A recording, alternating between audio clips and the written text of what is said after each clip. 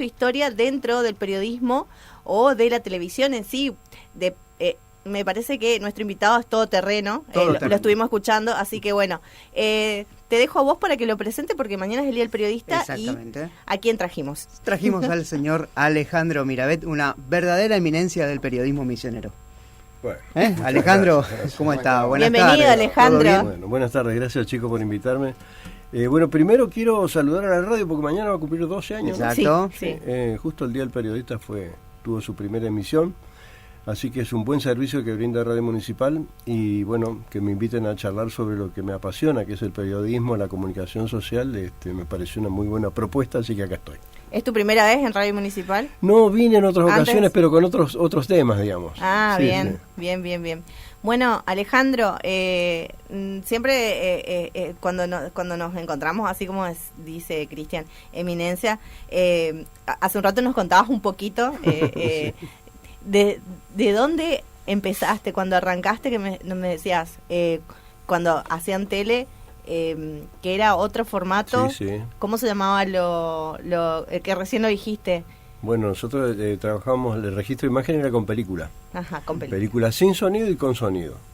Muy poco con sonido porque la película era muy cara, no como ahora que uno puede grabar y graba encima. Es decir, entonces la película, una vez que se filmaba, ya había que utilizarla o desecharla. Ajá. Entonces se nos regateaba mucho la película. Nos decían, no, notas largas no.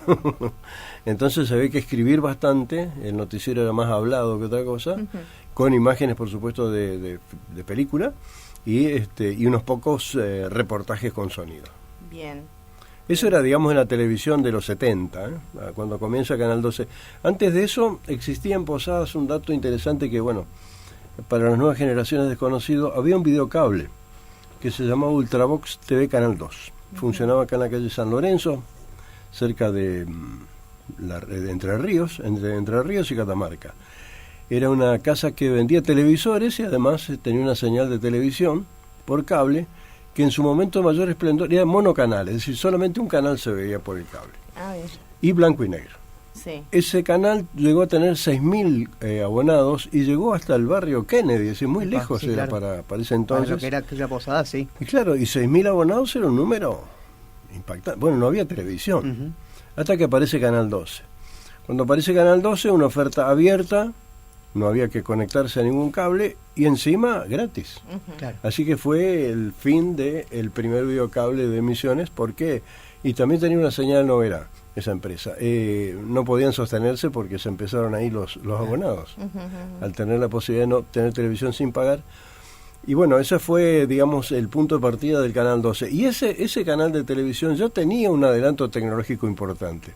Ellos registraban imágenes con una videocámara magnética que Cacho Fontana la había popularizado como la máquina de mirar en la ciudad de Buenos Aires, y acá ellos tenían ese equipo que era muy muy lindo, muy moderno, y nosotros en cambio era como que dábamos, si se quiere, un paso atrás porque empezamos a trabajar con película. Era todo un tema la película, para nosotros era novedad absoluta. Significaba un desafío diario porque el material no se sabía hasta después de revelado, como si fuera una fotografía, ¿no? De las antiguas. Qué material teníamos. Así que fue una parte de la historia de la evolución de la televisión, que después va modificándose a pasos acelerados últimamente, pero en ese momento, digamos que con la película lidiamos como algo así como 6 años o 7, bastante tiempo. Es un montón.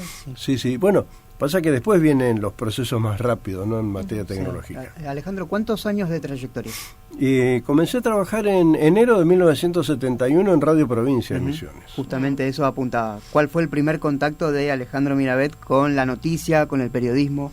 ¿Cómo fue, cómo se dio ese romance? Yo estudiaba, bueno, resulta ser que en el secundario nos dicen de hacer una revista escolar. Y bueno, me sumé, como a tantas cosas suman los chicos sin saber bien de qué se trataba. Y una profe me dice, vos tenés pasta para escribir.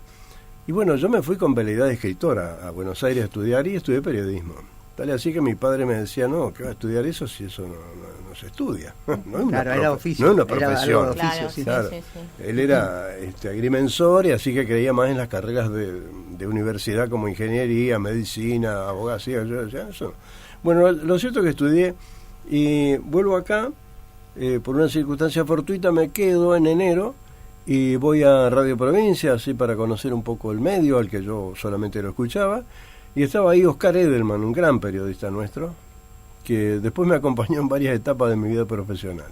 Y Oscar era el jefe del noticiero ahí en la radio, y me dice, ¿querés trabajar acá? Bueno, le digo, ¿cómo es? Y me dice, y así, me da una serie de indicaciones. Bueno, se hacían boletines cada media hora, panoramas, había 3 en el día, y bueno, lo que tenía que hacer era escribir los boletines. Y no me daba el tiempo porque era cada media hora y duraban 4 minutos los boletines, y bueno, así que me hizo sufrir bastante, Oscar. Yo era muy jovencito y sufría lo indecible, pero en realidad después con el tiempo noté que esa exigencia de Oscar Edelman fue para mí un gran aprendizaje, y además saber que es posible hacerlo, ¿no? Porque decía, ¿cómo? No me da el tiempo, no puedo. Y él me decía, mirá cómo los demás pueden. Los demás pueden, en realidad era una trampa que tenían, porque ellos escribían 2 o 3 líneas y el resto pegaban los cables, ¿no? Y yo cuando aprendí la trampa, sumé, y me dice Oscar un día, ¿qué estás haciendo? No, le digo, no, me escribí. Bueno, aprendí a escribir. Y después pasan las circunstancias, comienzo en la radio haciendo noticieros, y bueno, en el 77 el gobierno militar nos echa a 13 de un día para otro. Nos enteramos que no éramos más empleados de la radio, y tampoco del canal, porque ya estábamos trabajando en el canal, así que perdimos en un día 2 empleos. Éramos 13 personas. Y bueno, anduve dando vueltas por ahí tratando de encontrar un laburo, cosa que era bastante complicado porque a nosotros nos aplicaron una legislación que impedía el ingreso a la administración pública durante 5 años. Y el 90% de las emisoras de radio y televisión del país eran del Estado, y en ningún lugar, en ninguna provincia. Bueno, estuve dando vueltas por ahí, inventamos unas cosas, trabajé un tiempito en el LT4, trabajé en la municipalidad, el intendente de entonces me emplea, me contrata, le digo, mire, que yo tengo este problema, no nos van a dejar. No, yo qué sé, nos metió. Pasamos unos meses y nos dice, porque entramos 2 compañeros ahí, que él nos quería más tiempo en la municipalidad. Entonces digo, bueno, renunciamos al LT4 con mi compañero, nos quedamos en la municipalidad. 15 días después el intendente nos dice que no nos puede seguir contratando porque tiene una presión muy grande, y nos quedamos sin empleo de vuelta. Era muy joven, entonces quedarte sin empleo era una cosa, bueno, ya se va a arreglar esto. Se va a aparecer otro. Sí. Y la verdad es que nos pasamos casi un año sin tener algo sólido. Me voy al diario a despedirme de mis compañeros, irme a otro lado, porque no había acá Horizonte. ¿Y quién estaba en el diario? Edelman, de vuelta, que se había ido de la radio. Y le digo, ¿qué estaba haciendo? Me dice, ¿por qué no te quedas en el diario? Le digo, mirá, Oscar, yo escribir para diario, la verdad es que no tengo la menor idea. Me dice, vení, si yo estoy aprendiendo también, y yo voy a ser tu jefe. Ah, bueno, me quedé. ¿Cuál fue lo interesante de este tema? Quiero comentarlo para que los chicos también entiendan cómo funciona esta profesión. Tiene otros matices en la actualidad, pero cuando yo ingreso al diario, le digo, bueno, ¿qué hago? No sabía hacer mucho. Entonces me dice, vas a hacer las farmacias de turno, la altura del río, el estado del tiempo y los horóscopos. Ustedes dirán, ¿y qué conocimiento tenían de esas cosas? Ninguno. ¿Pero qué pasaba? Tenía que llamar todos los días al aeropuerto, que me daban los datos del tiempo, a la prefectura, que me daba los datos del río. ¿Y el horóscopo? Las farmacias de ahora te cuento. Pensado para hoy, eso. Sí, claro. sí. La farmacia de turno era un papel que distribuía la asociación de farmacias, y que era muy importante porque no abrían como hoy las farmacias. Claro. A las 8 de la noche se cerraban y el fin de semana no estaban abiertas, así que esa era una información que tenía que estar sí o sí.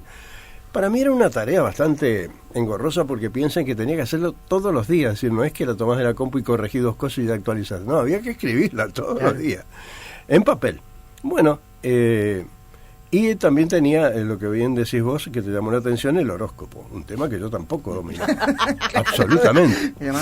Claro, ¿qué pasaba? Que eran secciones muy leídas, el horóscopo tenía que estar. Como en ese entonces sociales, que eran los cumpleaños, los casamientos, las defunciones, los nacimientos. Así que me habían dado en realidad secciones muy importantes, pero para mí eran bastante desagradable hacerlo, ¿no? Porque además yo venía de la televisión a la radio, donde era una estrella, digamos. Claro. Y estoy haciendo esto acá todos los días. Bueno, lo cierto es que con los horóscopos pasaba lo siguiente. El servicio entonces, no es como ahora, venía en papel. Y era una distribuidora nacional que mandaba a no sé cuántos diarios de todo el país. Y a veces nos venían las copias malas, que no se leía nada. Ese era el tema. Entonces yo decía, che, Oscar, mira, no se lee nada. Todo positivo. No le metía. Es increíble, En base claro. a los textos que tenía a la vista, le acomodaba para que saliera todo positivo. Claro. Nunca una mala onda en el horóscopo del territorio. Sí. Así que bueno, así comencé. Después el diario comienza a mejorar las secciones y abre policiales, que no tenía como sección, abre cultura, que no tenía como sección. Tenía 3 básicamente, que eran nacionales, locales, nacionales e internacionales, y deportes. Entonces empieza a armarse el diario de otra manera y Oscar me dice a mí, ocupate de armar 2 secciones. Bueno, cultura, me dice, chocho, ¿quién no quiere trabajar en cultura? Está con los artistas, se va a la noche, anda con un espectáculo. Antes se hacía eso, hoy no, les cuento. Hoy se gacetilea mucho y va muy poco a los espectáculos, no se hace mucha crítica. Y a mí me tocó experimentar eso y me resultó realmente una tarea grata. El contrapeso fue que me enchufó policiales, así que era una cosa que no tenía nada que ver. ¿Y cómo se hacía policiales entonces? Casi exclusivamente con un parte que mandaba la policía. Por eso se llamaba policiales. Después, con el tiempo y con el venimiento de la democracia, las secciones de policiales pasaron a llamarse judiciales, que en realidad es lo que corresponde. Porque el parte policial es un informe sobre algo que sucedió, donde faltan todos los datos fundamentales Muy mal para escrito, enterarse a veces, que, sí. claro, y además lo que vio el policía en ese momento, lo que dijo un testigo, y es el juez en que en realidad arma la historia que a uno le importa. Tal cual. Así que hoy sí, está el juez al lado del policía en un evento, está el fiscal eventualmente, entonces uno habla con ellos. Antes hablaban con los policías y los policías no hablaban. Entonces era una cosa, ya te van a mandar el parte, te decían. Y bueno, vos esperado el parte. Y así es que un día me mandé una metida de pata espectacular. ¿Por qué? Me vino un parte policial donde decía que un señor se había presentado a cobrar un cheque robado. Y se detectó la maniobra. Así decía el parte. Dije, se detectó la maniobra, el cheque robado está en cana. Y lo metí preso en la crónica. Listo. En la crónica, sí, fue preso, claro, Sí, lo detuvieron claro. porque se presentó con un cheque robado. Al día siguiente, ya publicado eso, ¿no? Edelman se acerca y me dice, acá quiere hablar unos señores como, bueno, viene un abogado que yo conocía porque era papá de un compañero mío de colegio, lo que me salvó la vida. Y me dice, mira, ve, ¿cómo te va? Hola, don Julio, ¿cómo anda usted? Bien, bien. ¿Lo conoce el señor? No sé quién es. Y me dice el nombre y me suena como que yo lo tenía al nombre. Claro, lo había escrito en la crónica mandándolo preso. Y sí, me parece que sí. Bueno, no está preso. Y yo, no, pero mire, yo la policía no sé qué hacer. Y entonces me dice, no, él nunca se presentó a cobrar el cheque, lo depositó. Y los cheques, cuando se depositaban en aquella época, tardaban como una semana en que se acreditara o volviera rebotado, lo que fuese. Así que ese cheque anduvo dando vuelta un montón de tiempo hasta que detectaron que había sido denunciado como robado. Y yo, ante la información escasísima de la policía, lo mandé en cana. Y bueno, después tuvimos que aclarar y demás. ¿Eso qué me enseñó? Que nunca más iba a confiar en los partes policiales. Y lo miraba con 4 ojos, consultaba a los más viejos si sabían, no sabían cómo podía ser. Y bueno, así que hoy, sin embargo, otra vez ha vuelto esa vieja práctica del parte policial, lamentablemente, porque lo veo que en los diarios se escriben como viene y los policías no están preparados para redactar, no es su tarea. Y nosotros como profesionales tenemos que hacer esa labor de mejorar el texto y en realidad responder a las preguntas básicas del periodismo antiguo, que son las 6W, quién, cómo, dónde, cuándo, por qué. Sí. Tal cual. Bueno, eso de alguna manera había desaparecido esa técnica, entendámoslo también, con esta historia de los clickbait famosos que le ponen a uno, por ejemplo, Román habló del nuevo técnico de Boca. Vamos a ver qué dijo. ¿Qué dijo? Claro.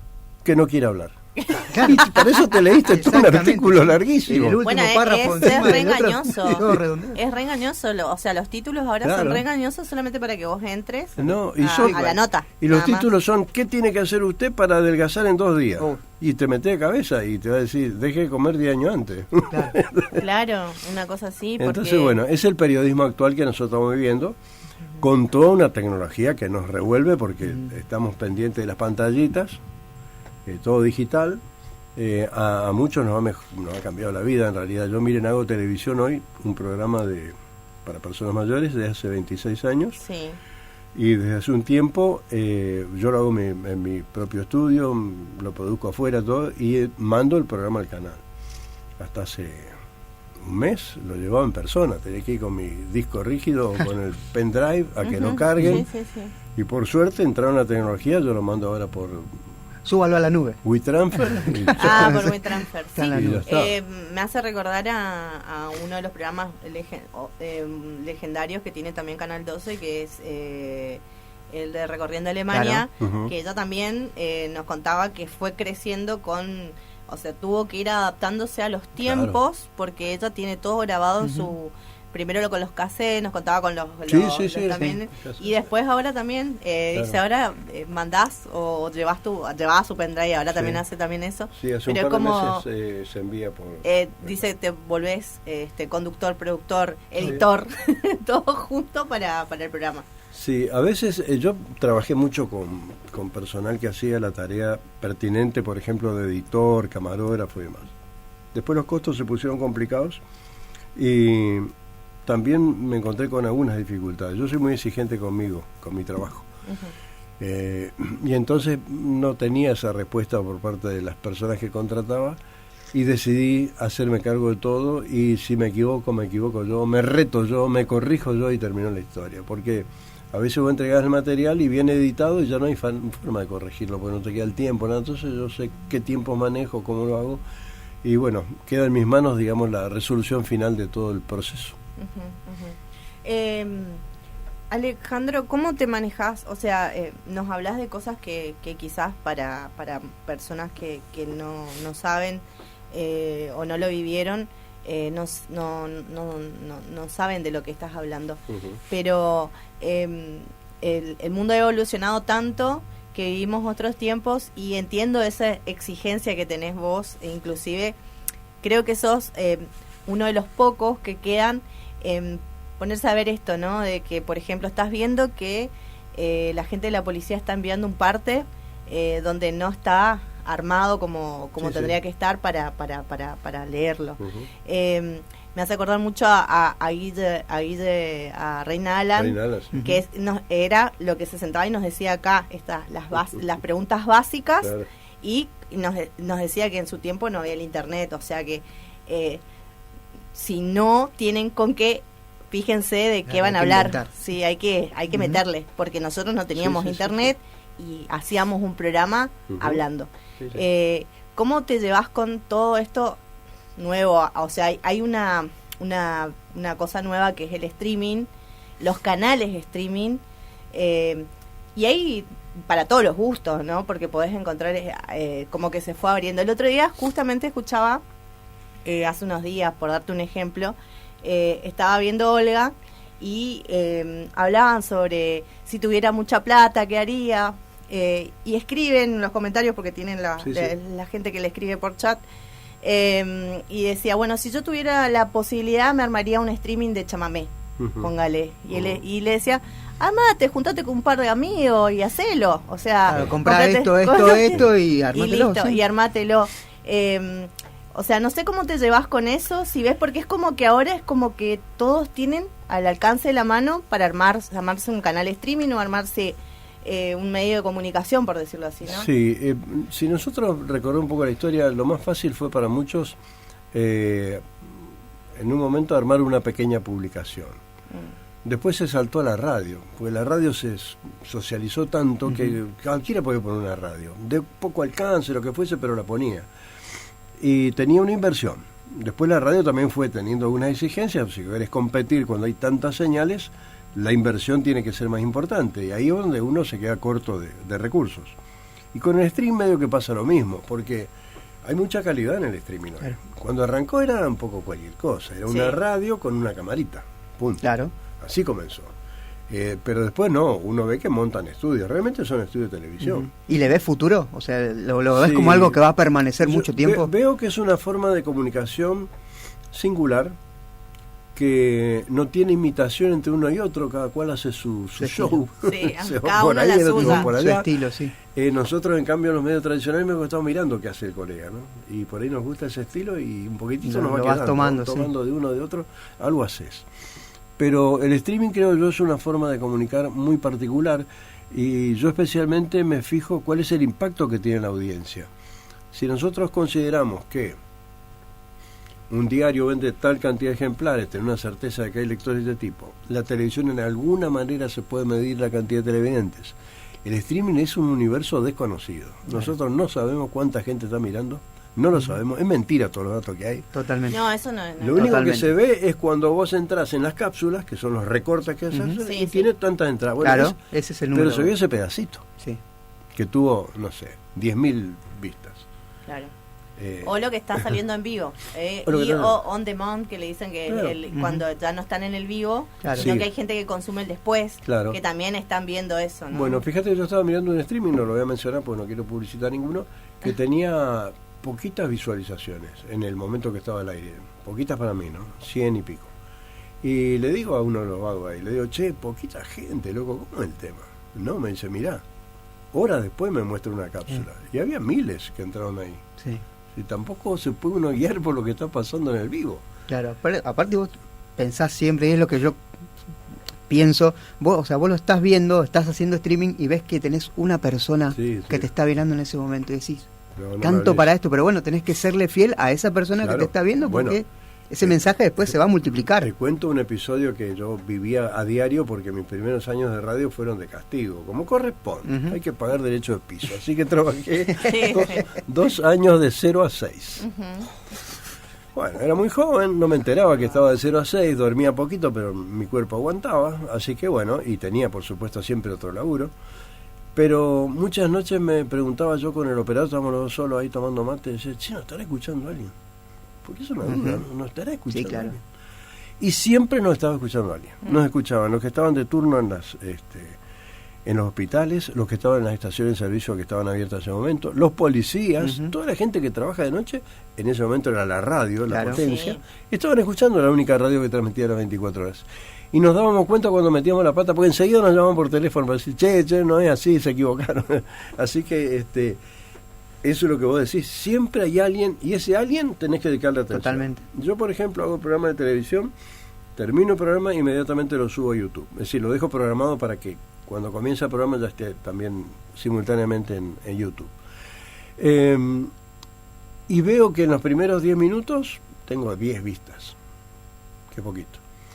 Y hay programas que tengo 500 y hay otros que tengo 80. No sé a qué obedece, porque en realidad el contenido siempre es el mismo, son personas mayores en acción. Ujú. Mi clientela es la misma, así no va a variar, pero pasa eso. Y a veces veo programas que tuvieron muy poquito impacto hace 3 años y de repente lo veo ahora que tiene un montón de vistas. Es un tema que voy a decir, pero totalmente descolocado en el tiempo, y sin embargo hay alguien que pesca la onda o comparte y ahí va. Yo lo que tengo como técnica es que después que emito el programa lo distribuyo también por WhatsApp a algunos de los que hice notas, entrevisté, Claro. y si son grupos, sobre todo los grupos. Como para viralizar. Y a su vez se Sí, encargan de viralizar, repartir sí, otra vez y tal ahí cual, tal cual, se tal dispara. cual. Re bien. Bueno, y te veo que estás muy involucrado con términos, por ejemplo, cápsula. Es como una... o sea, la cápsula es, para la gente que por ahí no está escuchando, la cápsula es lo que nosotros vemos, sería como también que le dicen recorte, Un recorte. de lo más importante que pasó en un programa o lo más destacado en un programa, y vos ves y eso es las visualizaciones, ¿no? Ujú. También quería preguntarte por qué, si bien me estaba acordando lo que dijiste, ¿no? Lo que dijiste, tu papá era agrimensor, Ujú. que periodismo nada, pero tus hijos también, o sea, Sí. heredaron. Mis 3 hijos en realidad fueron por esa vía. El menor de ellos es abogado, pero ejerce como streaming. Sí, lo conocemos. Streamer. Y los dos, tanto él como Federico y Alejandro, se dedican también a la cuestión de asesoramiento político, ese tipo de cosas. Y Ujú. Alejandro colabora escribiendo cosas en Vox Populi. Tienen esa cosita. Y Mariela, por supuesto, también anda en los medios, está haciendo un Sí, streaming en sí, una sí, radio. sí, sí, sí. Bueno, se ve que el papá les influyó.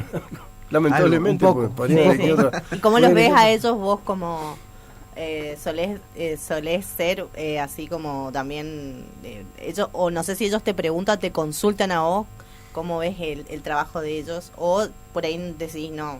Mira, los 4 somos absolutamente independientes. Ellos no me preguntan nada a mí sobre qué hacer, yo tampoco a ellos, pero charlamos sí sobre los temas, los contenidos, política, siempre está en la mesa de discusión, y tenemos a veces opiniones coincidentes y otras que no tienen nada que ver uno con otro, así que muchas veces cortamos ahí, seguimos comiendo. Claro, sí, sí, sí, sí. Pero bueno, lo que pasa es que también nosotros como comunicadores siempre estamos muy involucrados con toda la información. Hoy si yo antes era un fana de leerme todos los diarios y demás, hoy con la tecnología que tenemos, bueno, soy esclavo de ver todo el tiempo que pasa en las redes sociales, en X, en Threads. Claro. Sí, en Blue Sky, en todas las que están. Redes, sí, en LinkedIn también. Porque encima siempre hay, hasta hace un tiempo, no sé cómo seguirá ahora, leía como que para el título, esto que decíamos, el título de la importancia, y en las redes sociales lo que dura que una persona presta atención son 11 segundos. Poquísimo. Es poquísimo como para que le dé para entrar a ver de qué se trata la noticia, claro, o de lo demás. Pero después como que me llené de odio con un montón de títulos falsos que vos entrás y vos decís, ¿por qué hacen? Y no son, por ahí te encontrás con medios que no sabés ni quiénes son, pero encontré un par de radios y un par de medios que son conocidos que hacen eso. Hacen eso, sí. Lamentablemente, ¿no? Porque uno confía en esa fuente, porque ese es el tema, uno confía en la fuente. O sea, si yo veo una publicación de radio municipal, es así, no voy a discutirla, si voy a confiar plenamente, y si merece la reproducción porque tiene un contenido de interés público, yo lo voy a hacer, confiado en que es así. Pero la verdad es que por ahí veo emisoras importantes de prestigio y periodistas de prestigio, tanto acá como en el orden nacional, y que pasan cosas, decirse, pero esto no es así, además porque uno ya tiene cierta experiencia en la detección de cosas que no pueden ser. No pueden ser. Sí. Digamos que además de la intuición, de toda tu profesión, te va cargando de herramientas que te permiten rápidamente detectar que algo es así o no. Claro. Y más, muchas veces cuando pasa algo muy loco, así, che, pero fíjate de dónde es, porque chequeamos rapidito, sí. Claro. Y en el contexto que escribía recién, ¿cómo se imagina el futuro de la profesión? Muy complicado, muy complicado. Yo creo que el periodismo clásico está condenado a morir, a desaparecer como tal. Los comunicadores pueden ser cualquier persona, sin formación profesional. Es desafortunado, ¿no? Porque es una profesión que exige mucha responsabilidad. Lo que yo diga impacta en una persona y puede llevarla a la muerte. Totalmente. Y puede impactar también a una comunidad movilizándola para que cambie su vida y sea mejor. Entonces, si yo no tengo conciencia de eso como profesional, bueno, le estoy haciendo un flaco favor a la sociedad. Y nuestra responsabilidad social es esa, entender que nuestro mensaje tiene un valor superlativo. Y lo tienen que entender los políticos también cuando no contratan a profesionales para comunicar. Y pasa cualquier streamero por ahí, o un tiktokero, me sirve porque tiene muchos seguidores. Y uno ve el trabajo que hacen y es pobre, no sirve a nadie. Pero bueno, son cosas que pasan y creo yo que no. Hoy mi visión es esta. Yo creo que el periodismo como tal, de personas muy formadas, que tienen una alta capacitación, va a ir desapareciendo. ¿Qué haremos nosotros los periodistas que tenemos esa formación? Y tratar de también reconvertirnos y ver qué hacemos con los medios que existen para no desaparecer, porque la verdad que la nuestra es una profesión linda, es digna, lo que no son dignos son los sueldos, pero bueno. Y tenemos que cuidarla. Yo veo también que ahí se bastardea mucho el lenguaje. Hay una decadencia en el uso de la lengua. Nosotros tenemos que ayudar a que la gente se comunique mejor. No podemos recurrir a la grosería permanentemente. Totalmente. Puede ser que en un momentito queda chistoso, queda bien, lo decimos y bien. Sí, claro. Pero no podemos estar todo el tiempo bajando el nivel cultural de la gente. Nosotros tenemos que esforzarnos para que esté mejor, se exprese mejor, que manifieste un nivel cultural adecuado a la sociedad que pertenecemos. Bueno, esto no está pasando. Es una de las cosas del streaming. Uno mira el streaming. Sí, pasa. ¿Qué les pasa? Bueno, ¿viste esto de que mañana se conmemora el Día del Periodista? Para vos, Alejandro, ¿qué es el periodismo en tu vida? O sea, todo este trayecto que nos contaste, que nos estás contando de tu historia, para vos, ¿qué significa el periodismo para vos? En lo personal, para mí el periodismo ha sido todo. Me permitió desde este lugar, que es uno de los más lejanos del mundo, porque tomemos conciencia de eso, estamos en Misiones, una cuña entre dos países, con una frontera chiquita que nos separa de la Argentina, y estamos un poco como aislados. Y desde acá, muy pocas personas pueden proyectarse hacia otros niveles de realización profesional. No fue mi caso. Yo, gracias a mi profesión, pude viajar por el mundo. ¿Cómo lo hice? No lo sé, pero así fue. Si hubiera sido con mis recursos o trabajando en otra cosa, quizás no hubiera podido. Bueno, lo hice. Esto se dio porque también tuve un poquito de audacia y siempre tuve el pasaporte listo. Es un detalle, porque a veces te dicen, che, ¿podés? ¿Cuándo? ¿La semana que viene? ¿A dónde? ¿A Alemania? Sí, y, porque tengo el pasaporte. Si no, estoy frito. Entonces, bueno, ese tipo de cosas se dan. Y a mí la profesión me dio eso, pero sobre todo porque es una profesión, yo digo, digna y que te permite conectar con muchísima gente. He conocido personas de todo tipo. Personas magníficas, personas horribles, personas que tienen una riqueza enorme dentro de la pobreza y personas muy ricas que son absolutamente miserables. Bueno, esto me permitió conocer a mí el periodismo y también conectarme con la historia de la Argentina, porque yo tuve la posibilidad de entrevistar a los presidentes que han pasado, excepto este señor que está ahora. Todos los demás pude charlar con ellos. Es una virtud, no todo el mundo puede. Y bueno, he vivido la historia de Misiones, porque si les digo que en el 71 estoy trabajando, me tocó vivir un proceso democrático muy cortito, que fue cuando muere Irarrázaval Lieró en noviembre del 73. Pocos años después tenemos elecciones de nuevo en el 75, que dura nada porque en el 76 viene el golpe, y después en el 83 arranca este proceso democrático, que ya sí, con una mirada crítica les digo que nos falta mucho para que sea más beneficioso para la gente. Por ahora parece ser que solo beneficia a quienes tienen acceso al poder desde los estamentos del Estado.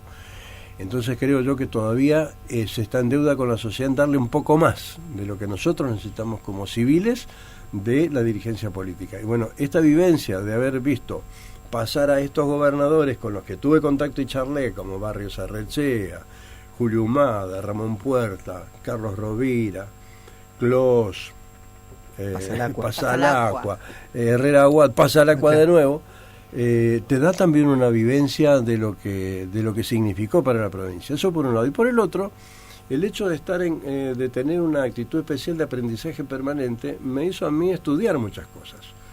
Entonces, entre otras, estudié psicopedagogía, entre otras estudié algo de lenguas, entre otras hice cursos de mediación. Y últimamente me estoy dedicado sí con mucha cirugía, digamos, al tema de las personas mayores, porque si bien hacía cuestiones de personas mayores hace 26 años, los primeros 10 años creo que no le daba mucha importancia al tema. Totalmente. ¿Qué hacía? Buscaba un médico que venga a hablar de la enfermedad de los viejos, porque creía que los viejos eran enfermos. Bueno, después me di cuenta que no, que en realidad eran personas que tienen una vida, que tienen un futuro, que tienen proyectos, y las enfermedades son propias a todas las personas, a los niños. Bueno, entonces también mi mirada cambió y mi programa hoy es de personas en acción, en actividad, en un envejecimiento saludable que lo muestro a todos en una actitud positiva para que sean imitados por otros a hacer lo mismo, que no se queden en su casa, que no estén mirando tele tirados, que si se jubilan piensen qué van a hacer cuando se jubilan, porque la vida continúa, nos quedan después de los 60 9.000 días por delante, ¿qué vamos a hacer con eso? Y hay una longevidad que está apareciendo con insistencia en la vida de todos, en contrapeso con el descenso de natalidad. Hay menos chicos. Totalmente. Y hay más viejos.